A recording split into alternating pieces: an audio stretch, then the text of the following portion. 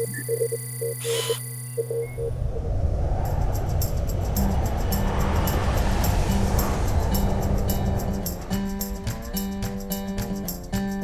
that we learned had nothing to do with what went on in the black community. Made it all black. None of the white stations would put up fences like this to children growing up here had all that they needed to thrive. Community raised kids. Events and people and places in the rich history of Halls Hill.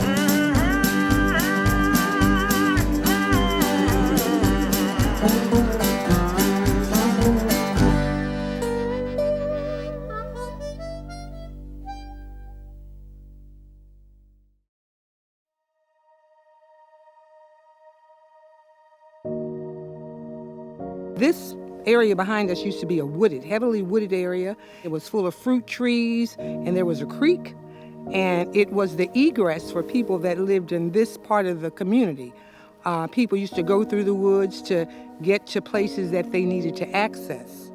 And then, of course, in the 30s, a subdevelopment was built, which are these homes that are here now.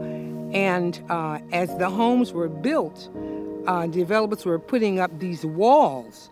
They are a remnant of the institutional governmental racism that Arlington purposefully did to try to convince black people to either leave the county or know their place. And during that time, there were a number of small black, that called enclaves. They weren't really neighborhoods, but that were completely just, the people had to leave because of the segregation laws. So that reduced the places that black people could legally live in Arlington to 3 neighborhoods: Halls Hill, Johnson's Hill, and Green Valley.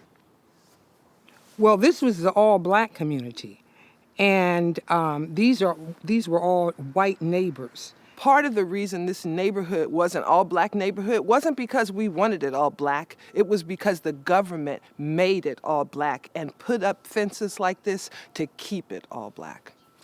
It started at the federal government with Calvin Coolidge, who gave the states permission to give the localities permission to do those kinds of laws for zoning and neighborhoods. So once they couldn't segregate us legally, then they came up with this law that said that when you're building these developments, that they could have a wall or a fence or a barrier up to 7 feet high. Those laws were approved in 1930.